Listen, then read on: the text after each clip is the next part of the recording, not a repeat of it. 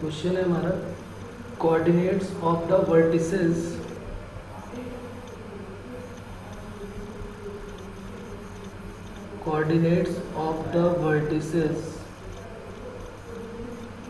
B and C of a triangle ABC are 2, 0 and 8, 0 respectively.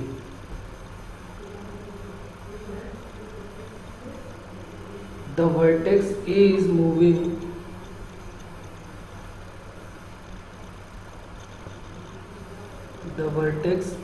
moving in such a way that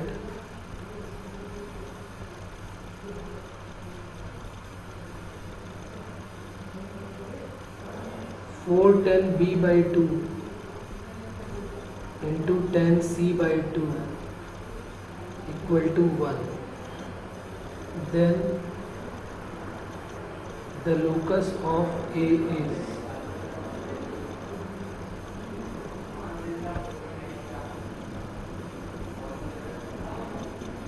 A का locus बताना है क्या होगा।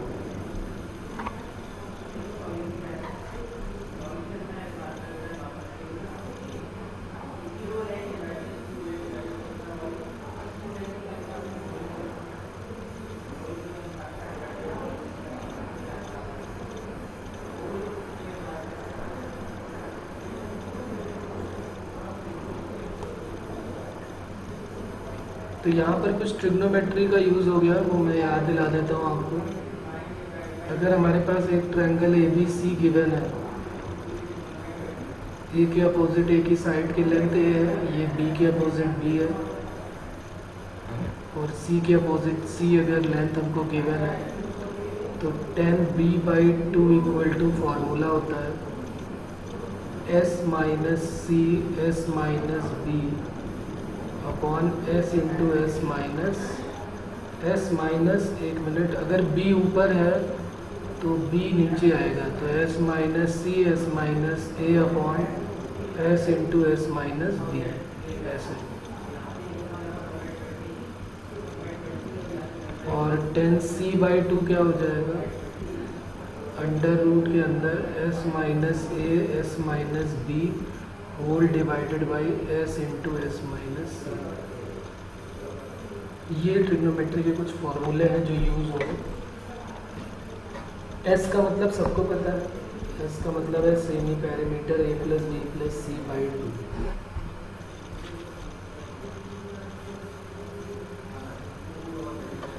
तो अगर हमको ये फॉर्मूले पता है तो बस हमको इनको उठाना है और इनकी जगह पे पुट कर देना है, और फिर देख लेना है कि क्या हमारी जो डिस्टेंस है वो कुछ दो डिस्टेंस का सम कांस्टेंट के इक्वल आ रहा है कि नहीं आ रहा है, या उनका डिफरेंस कांस्टेंट के इक्वल आ रहा है कि नहीं है। बस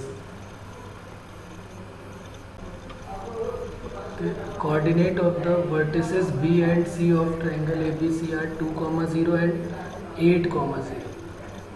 ए जो है वो मूव कर रहा है सच दैट ये रिलेशन गिवन है 4, 10b/2 10c/2 equal to 1, 4, 10b/2 10c/2 equal to 1। तो 4 इंटू 10b/2 की वैल्यू फार्मूला अपना पुट कर देता है s minus C S minus A upon s into S minus B multiplied by under root के अंदर ये भी रख देते हैं s minus A S minus B whole divided by s into S minus C equal to 1। तो s minus सी cut हो जाएगा, s माइनस बी कट हो गया 4 टाइम्स, और ये कितना हो जाएगा s minus A upon s equal to 1, 4s minus 4a equal to s।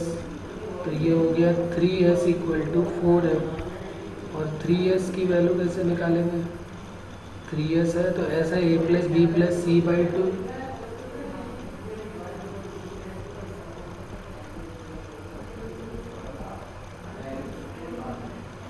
Equal to 1, sorry 4a की वैल्यू। तो अब ये कितना हो जाएगा, देखो चेक करो कहीं कुछ है गड़बड़।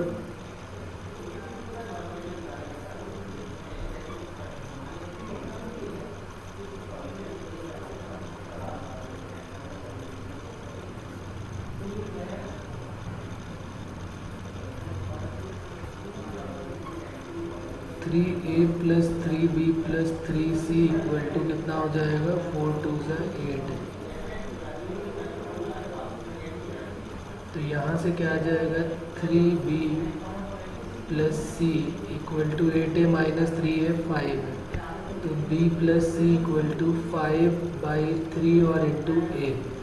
अब a की वैल्यू कैसे आएगी, a कहाँ से आएगी, तो देखो a जो है वो हमारा BC की लेंथ है भाई, b के कोऑर्डिनेट पता है, ये b के कोऑर्डिनेट हमको कितने पता है, इसी डायग्राम में बना लेते हैं। ये 2,0 है और ये 8,0 है, तो BC की लेंथ आ जाएगी 8 माइनस 2 6, तो BC की वैल्यू हमको पता चल गई कि 6 है। तो 5/3 इंटू 6, तो 30/3 या 3 2 6, 5 2 10। तो कोई भी दो डिस्टेंस का सम जो है B प्लस C,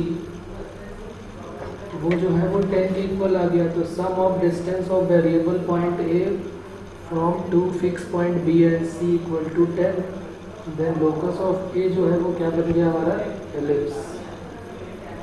यहाँ लिख लेते हैं, वैसे आपको समझ में आ गया होगा। Sum of distance of variable point, sum of distance of variable point A from two given point, और बल्कि गिवन ये जो है पॉइंट वो फिक्स थे क्योंकि वैल्यू इनकी गिवन है 2,0 और 8,0। B and C is always 10, then locus is ellipse।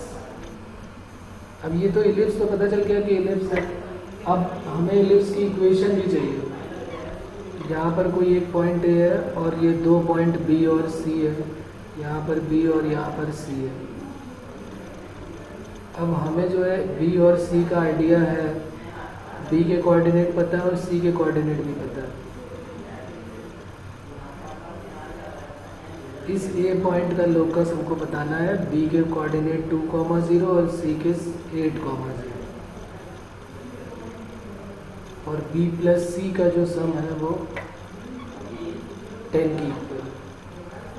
अच्छा, ये जो B और C है, अब ये क्या बन जाएंगे, अभी तक तो हमें आइडिया नहीं था, लेकिन जब हमने देखा कि एक कोई फिक्स पॉइंट ये था और फिक्स पॉइंट से, सॉरी एक ये मूविंग पॉइंट था, ये मूविंग पॉइंट है, फिक्स पॉइंट तो ये B और C है दोनों, A जो है वो तो मूविंग पॉइंट है भाई, ये मूविंग पॉइंट था, ये दोनों फिक्स पॉइंट है, ये फिक्स पॉइंट है और ये फिक्स पॉइंट है। तो एक मूविंग पॉइंट से दो फिक्स पॉइंट की डिस्टेंस का जो सम है वो 10 हो गया। तो ये जो फिक्स पॉइंट है इनको हम क्या बोल देते हैं, फोकाई।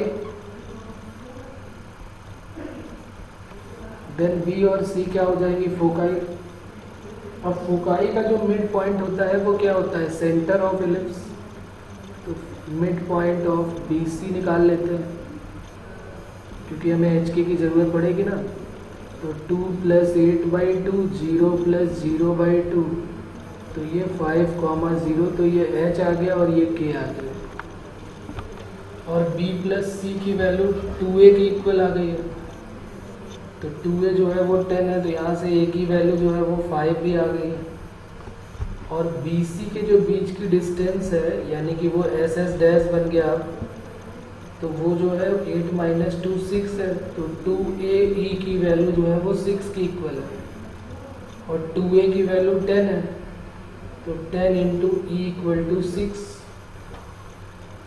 यहाँ से E की वैल्यू पता चल गई, 2 3 6 और 2 5 10। E पता चल गया, A पता चल गया, अब B निकालना पड़ेगा हमें। B² = A² 1 minus E², 25 into 1 minus 9/25, तो 25 इंटू 16/25, 25 कट हो गया, तो B² की वैल्यू 25, यानी B भी पता चल गया, 5 आ गया।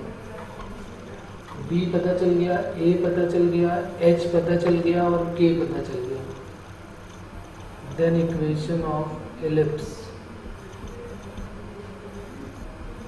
क्या हो जाएगी? Equation of ellipse X minus H का whole square upon A square Y minus K का whole square upon B square equal to 1, X minus 5 का whole square upon 25, Y minus 0 का होल स्क्वायर अपॉन, एक मिनट, ये 16 आया था ना, ये 25 कैसे हो गया? जादू हुआ है। बी स्क्वायर की वैल्यू जो है वो 16 आई थी, तो बी की वैल्यू क्या हो गई थी? 4।